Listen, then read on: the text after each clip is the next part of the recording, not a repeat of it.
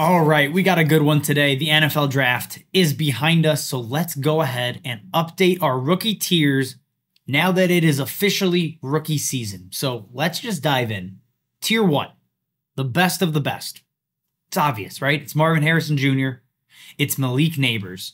I think those two right now are in Tier 1 by themselves. Marvin Harrison Jr. lands with the Cardinals, is the immediate wide receiver 1 for Kyler Murray. He's going to see an obscene amount of targets. It is going to be spectacular. He's immediately a top 10 dynasty wide receiver at worst. I think that is the floor. And if you're really optimistic like I am, he's probably a top 5 dynasty wide receiver. I mean, he's that kind of talent coming out of college. Nobody's surprised by this. There's not much else to say. The other guy in the tier, Malik Nabers, also goes in the top 10 of the NFL draft and lands with the Giants. And at face value, there are people pushing his value down, saying, you know what? He doesn't belong close to Marvin Harrison Jr., et cetera, right? The landing spot is so bad.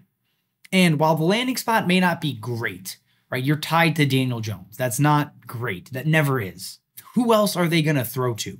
He's going to have a Garrett Wilson, Drake London-esque usage in his rookie season. I think 25% target share is probably the floor for Malik Nabers. His skill set is going to allow him to work around the formation, mainly out of the slot, and just dominate guys from that area. His route running is next level. He's great at every single thing he does.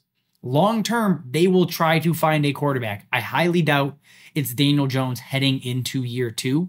So again, this is why we always preach talent over situation, because situations change quickly, and that's going to happen here in New York. It may be, not a true breakout rookie season, but Malik Nabers' usage is going to point to something special. And you may be thinking, well, where's Odunze? Well, he's tier 1, but like tier 1B, really, I think is more so where he belongs. Just how it's kind of shaken out in rookie drafts. He has DJ Moore and Keenan Allen to contend with in year 1. And long-term, Keenan Allen is obviously going to get phased out. DJ Moore will continue to age as Odunze grows into the NFL.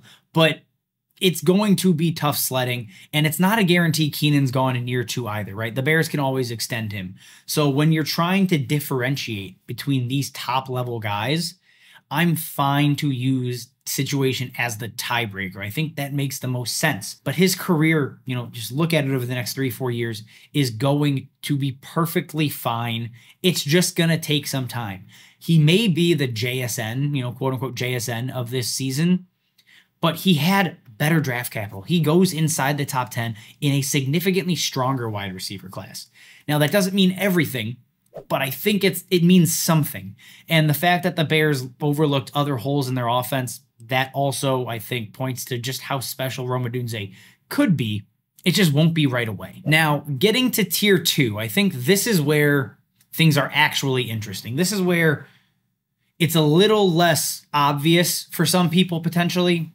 For me, at the top of tier 2, it is Brian Thomas. It is not Xavier Worthy. And Brian Thomas goes to the Jags in the first round, goes ahead of Xavier Worthy as well. And while Brian Thomas is an early declare, which you love to see, there are still some red flags with the profile. I mean, the guy had 700 total career yards before his breakout season as a junior. That's usually not the ideal scenario for a wide receiver. Now, his junior year was spectacular. It was special.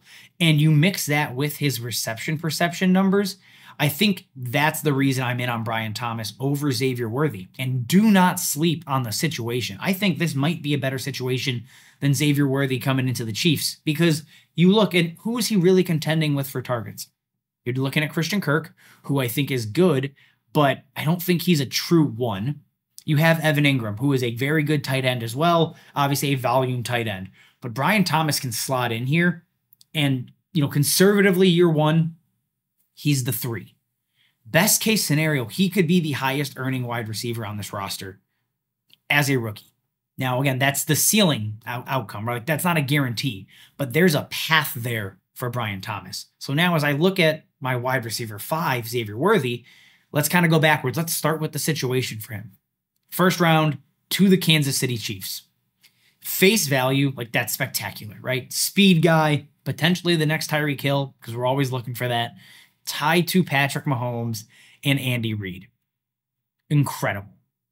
And then you dig in just a little bit, and we'll get to the talent piece here in a second, but from a situation standpoint, best case scenario, he's the 2 in a Patrick Mahomes offense, which is still very good, but that's your best case scenario. He is not going to out-target Travis Kelce year 1. Travis Kelce also just signed a 2-year extension, so he's going to continue to play longer than a lot of people are wanting him to, at least for fantasy. And then you have Rashee Rice. You have Hollywood Brown.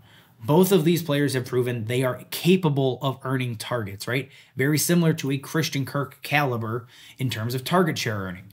So you have that whole mess going on there. Xavier Worthy, if he finishes as the wide receiver 4 in Kansas City this year, I'm not going to be surprised. I think he beats out or outproduces Hollywood, but there's clearly a path here where things don't get off to the perfect start for Xavier Worthy to start his career. That being said, he's still my wide receiver 5. The Chiefs, the speed, the upside, the profile, just looking back at his entire career is fantastic. It might not be as smooth as people want in year 1.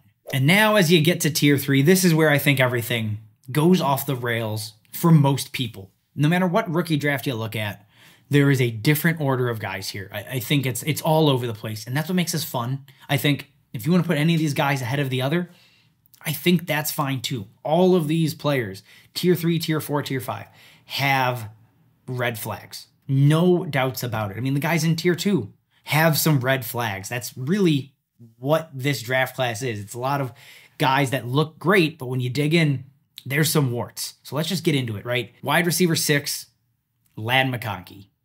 I know Addison hates this. I know as he's watching this and editing this, he's probably going to be angry.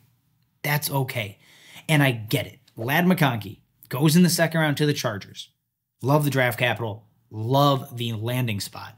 But he's leaving as a senior in college. He doesn't have a breakout age because he didn't in college. But for me, the profile just comes down to the route running. He is one of the best route runners in this class, and I don't really think there's an argument against it. So when I look, and you guys, if you've watched us enough, you know how much I value route running and being able to just be a good wide receiver from that perspective, right? Production, you want to see it, but the route running I care about so much at the next level because it translates very, very easily typically. So versus man coverage, 85th percentile. Versus zone coverage, 81st percentile. Now he's abysmal versus press. 8th percentile. Do not put him in press coverage situations. He's not going to win. But versus man versus zone, filling the Keenan Allen role in this offense is more than doable. It fits his skill set. When I look at this tier of guys that have their own issues, I'm going to rate the guy that is stepping into a tailor-made role for him as an elite route runner with day 2 draft capital in the 2nd round in a great landing spot. I think pair all of that together, and that is why I'm in on Ladd McConkey. You cannot ignore the problems his profile has. He is a risky pick, but man, the upside is what I am chasing here. And speaking of risky picks, my wide receiver 7, Adonai Mitchell. A guy I had pegged to go in the 1st round, does not go in the 1st round. Instead, he goes to the Colts at the late 2nd, and I drop him a tier. Initially, he was behind Brian Thomas. He was my wide receiver 5. Problems with Adonai Mitchell still exist. Right? I think him getting day 2 draft capital, I'm calling it a problem just because I was higher on him than most. But he leaves as a senior. He never really has a truly dominant season in college, but he's working alongside Xavier Worthy, a 1st round wide receiver. He's working alongside Jatavian Sanders, a 4th round tight end. He's working with Jonathan Brooks, a 2nd round running back. That offense was full of playmakers, and Adonai Mitchell still found a way to stand out. He, on the boundary, was one of the better wide receivers. He's one of the best big play threats in college football. Unfortunately, he's paired with Quinn Ewers. So while he's not bad, he definitely was not good this year. So I think that plays a part into this profile as well. But naturally, you're going to be saying, well, Justin, none of that really sounds good. Why should I care about a big play wide receiver that didn't produce all that much, that's kind of limited to playing on the outside? Well, the reason is he's a great route runner. Who could have seen this coming? Adonai Mitchell graded out exceptionally well. 83rd versus man, 31st percentile versus zone, which I don't really care about because he's not going to be seeing a ton of it as a traditional wide receiver on the outside. And then 83rd percentile versus press coverage. That man in press coverage win rate is exactly why he was such a good big play threat on the outside. He's going to be, I think, a very good wide receiver 2 in the NFL. I don't think he gets to be a true bona fide wide receiver 1. So honestly, while I have Adonai Mitchell here, I found myself not taking him all that much just because situationally it's kind of gross and the profile isn't necessarily perfect, right? If you want to grab other players lower in this tier, I do not blame you. It's basically the ability for him to run routes is what could project into something special. I'm not sure if he ever truly gets to that ceiling. Going to my wide receiver 8, I think this is probably high for him, where a lot of people will consider it high, but it's Jalen Polk. And Jalen Polk is another wide receiver I look at that is just not a high ceiling player, but I think he is a perfect wide receiver 2. If he finishes his career with multiple finishes inside of the top 20, I would not be surprised.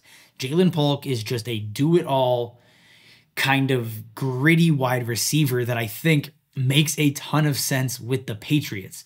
And I think it definitely helps that they took him in the second round. And it definitely helps that they don't have other talented wide receivers on this team outside of a pair of rookies.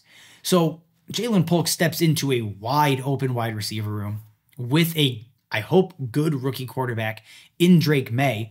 And he's versatile. The dude can just kind of win across the formation. He's a guy you can routinely grab in the middle of the second round in Superflex leagues or, early second in 1 QB leagues. And no one's going to sit there and say, man, I can't believe you got Jalen Polk. I was dying for him. It's just not going to happen. But if he has a career like Robert Woods, post-Buffalo Robert Woods, that is not out of the realm of possibility. Maybe a slightly lower ceiling, but his skill set is going to translate. He's going to have a very long NFL career. I'm just hoping to God he can put it together with Drake May for long enough to be fantasy relevant early on. That's the big question here is, does this game translate, or this skill set translate to year 1 immediately? Because if it doesn't, it is going to be tough sledding because the Patriots are going to continue to add to this wide receiver room over the next couple of years if he's not what he's cracked up to be. Now to my wide receiver 9, it is Ricky Pearsall out of Florida. And look, let's get it off our chest here. He's a 5th-year player that never broke out really until his 5th year, which is bad, guys. That is usually a terrible, terrible thing for a wide receiver. It's usually not a profile I'm targeting, but he gets first-round draft capital. We have to pay attention to it. He goes to the 49ers, a team that I think is going to be capable of utilizing him in very creative ways. We have to pay attention to that. And, oh my, you're probably going to hate hearing me say this, he's a damn good route runner. Again, these guys that I have up here are usually good route runners with solid draft capital. He is open consistently, and he's versatile. That is exactly what the 49ers value. That's exactly why the 49ers took him in the first round. Year 1 is going to be a slog for him, assuming the roster sticks as it is, right? Because there's just not a path for him because he's going to be behind Debo and Ayuk and Kittle and Christian McCaffrey. It's a very, very busy offense. But if they move on from either of their lead wide receivers, he has the chance to pull in an 19% target share as a rookie. He has a risk of just being in faceplant territory, and I'm telling you to sell him a year from now. There is a very real world there. So when you're taking him, you are taking on a risk. Like, be at peace with that because it is a scary proposition, especially given the profile and the other pieces that are kind of scary. Basically, route running and draft capital are his saving grace in his profile. And at my wide receiver 10, it's Jermaine Burton. I think a lot of people probably did not expect to also see him this high. But Jermaine Burton in the 3rd round to the Bengals is just a spot that I absolutely love. And when you mix in the route running, I know, broken record, when you mix in the route running, 88th percentile versus man, 86th percentile versus press coverage, 46th percentile versus zone. Jermaine Burton is one of the most talented wide receivers in this NFL draft class. No doubt about it. He might be a top 5 route runner. You may be thinking, well, why did he go in the 3rd round then? It's because he's a shitty person. That's just the truth of it. The character concerns are exactly why Jermaine Burton is not a 2nd round pick. If you don't know what he did, look it up. I don't want to get into it. What I do want to talk about is just the skill set. He is open 24/7. He is a great outside wide receiver. He can move into the slot. I don't think that is ever where he ends up long term. He is going to be an outside wide receiver with some versatility. Assuming T. Higgins gets moved either this year or they do not tag him a 2nd time in 2025, he has the investment right now to be the wide receiver 2 of the Bengals moving forward. Now to tier 4 is probably a couple of names you expected to hear already and you haven't. First one being Keon Coleman. Keon Coleman, right? The early declare, the year 2 breakout, all of that is fantastic. The Dominator rating at face value, spectacular. But when you dig into this profile, it's not one that I love. Like, I get going to the Bills in the 2nd round is just unbelievable. For most other wide receivers, I'd be losing my mind. Keon Coleman, I'm not. And given what they need in that offense, I don't think his skill set really matches it all that well, right? They need a boundary wide receiver. You have Curtis Samuel and Khalil Shakir fighting for the slot role. You need a guy that can win on the outside. And it's not Keon Coleman. Even in college, again, I talked about his Dominator rating a second ago. That is propped up by touchdowns. He had an 18% market share in terms of yardage. He was not a yardage machine. So expecting him to be that at the next level on day 1, I think is going to get some people in trouble. And the reason is he just doesn't really get open versus man or press coverage. And that's shocking given the size and the athleticism, right? Like that's very, very confusing. He may get there eventually, right? He may get better. And I hope he does. But given the landing spot, it's not a match made in heaven. At least not like it feels at face value. And at number 12, I think this is Addison's wide receiver 6. He's my wide receiver 12, Xavier Legette. And 1st round draft capital, it's very difficult to put somebody like that this low in rankings. It feels like I'm trying to get cute with it, but I hate the profile more than anything. 0 production heading into year 5. Like he makes Ricky Pearsall look good heading into year 5. Like he makes him look like an all-world wide receiver. Xavier Legette did nothing for 4 years. He comes out and has a spectacular final season. With Spencer Rattler looked like an all-world wide receiver. But you do it in year 5, I'm a little bit less interested. And you might be thinking, well, why is Ricky higher, right? He also got 1st round draft capital. And it's because of the caliber of player in terms of their route running. And again, that matters when it comes to wide receivers. The saving grace for him here, and the reason I'm not all the way out, like saying, if he slips to the end of the 2nd, I won't take him. I'll take him at the end of the 2nd because he has to be placed into a very specific role that is available on this Panthers offense. He has to be that like power slot, the big slot. If that is how they utilize him on day 1, he has a much better chance of hitting. But I don't love betting on guys like that have very specific roles they have to be in order for them to hit.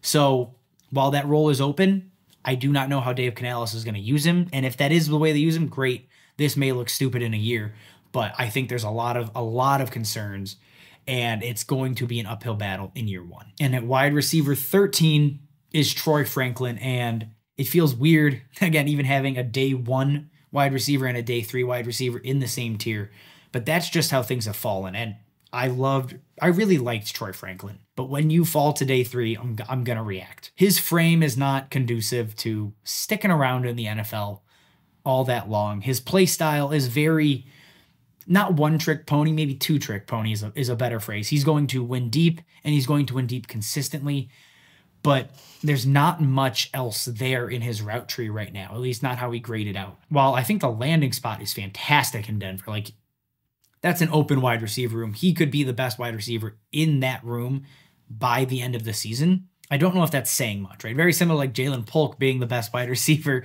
in New England. It's not saying a ton, but he does have that path there. So Troy Franklin is interesting. He's one of the better day 3 wide receivers for sure, but I'm still not looking at him until the end of the 2nd round. And the same goes for Javon Baker. Basically everything I said for Troy Franklin doubles for Javon Baker, except I think Javon Baker is, maybe a better suited player to win on the outside. The 88th percentile versus press coverage is extremely interesting, and it's going to translate.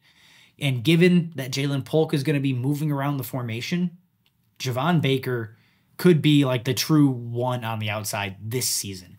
Now, he's still a day 3 wide receiver, and betting on him to be anything special is likely a mistake, or it's usually a problem. We'll find out pretty early.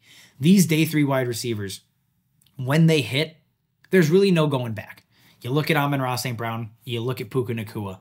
The last couple of years, we've gotten guys where, look, they popped and then they stuck around. Or I'm assuming Puka's going to stick around. The same is going to be for Franklin and Javon Baker. We'll know pretty damn fast if they are legit or not. And then do not be afraid to pivot as soon as you think you have a beat for how their careers are going to play out early on. And to close out tier 4, it's Malachi Corley. Malachi Corley's a weird one. Goes in the 3rd round to the Jets, and I just don't think he's a legit wide receiver yet. In college, his final season, 52% of his touches came on slants and screens.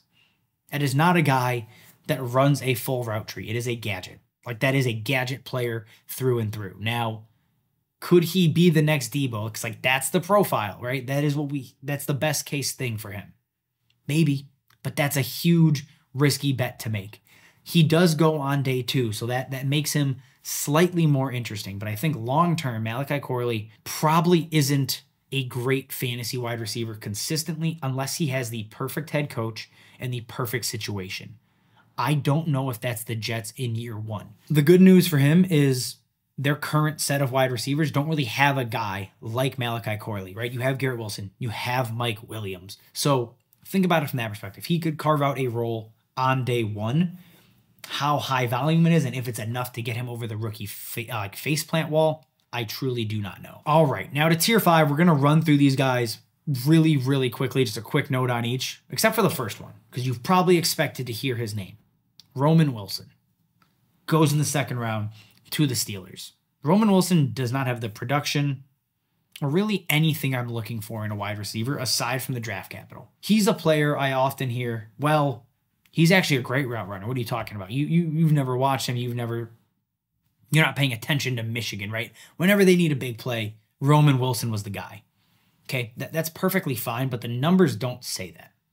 Versus man coverage, 19th percentile win rate. Versus zone coverage, 11th percentile win rate.